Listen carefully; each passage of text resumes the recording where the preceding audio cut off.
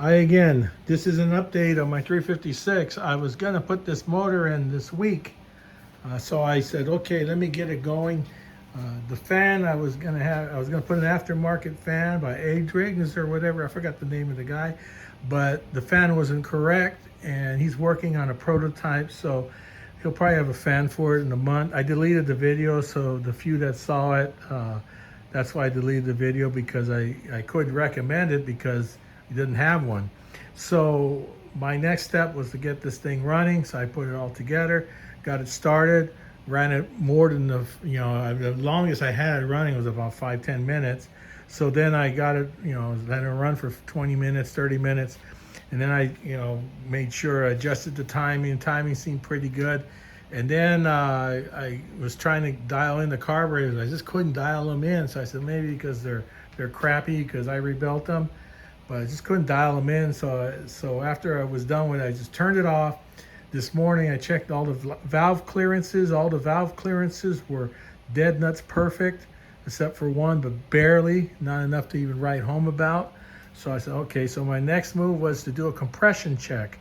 So I started on number one, it was 145, number two was 145, I mean the exact same. So then when I went to number three, it was 132, 135, which kind of 10 pounds, but that's not horrible, but it's not perfect.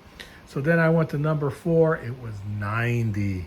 Oh, you don't know, my stomach dropped. I felt like crap. But, I kind of understand why it was a 90, because when I got this motor, if you look at my earlier videos, this motor was in a fire. The top of it was burnt. It wasn't burnt any lower than that. Like they put it out, but water got inside that carburetor, especially this side. It froze this carburetor solid. You couldn't mess with the butterflies. I mean, I had it soaked in hot oil for weeks on end, and I finally freed it up to take it apart and then rebuild the carburetors. And then I bought a gasket kit to clean up this motor.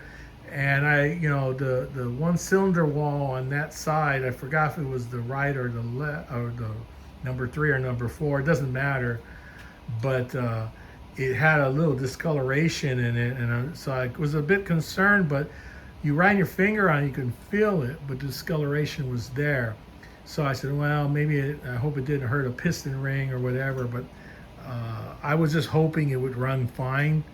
So I wish I would have ran this motor last year when I put it together so I could resolve this problem.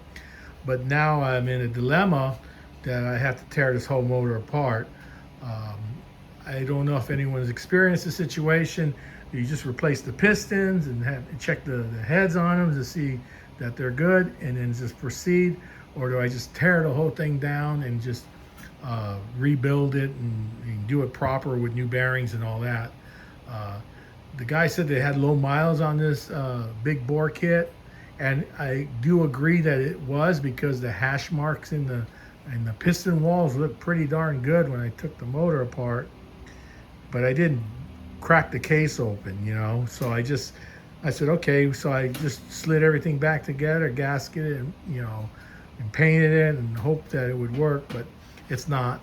I'm gonna have to tear it down. So if anyone out here had that experience with low compression on one side and has just replaced the pistons and called it good, let me know.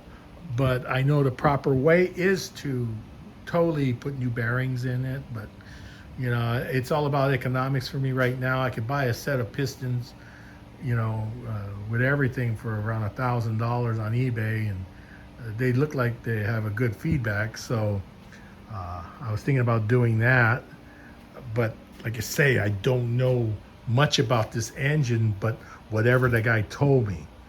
And he said it's sat in the shop for 25 years, and he maintained the engine really good, the car.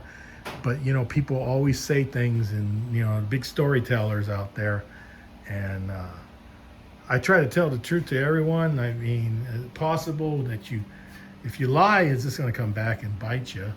So, but look at this car. It's pretty much done. Look how pretty it is. Look how much I mean, it's done. You know, and this is the only my dilemma right now. So I just want to let you know that that's where I'm at right now.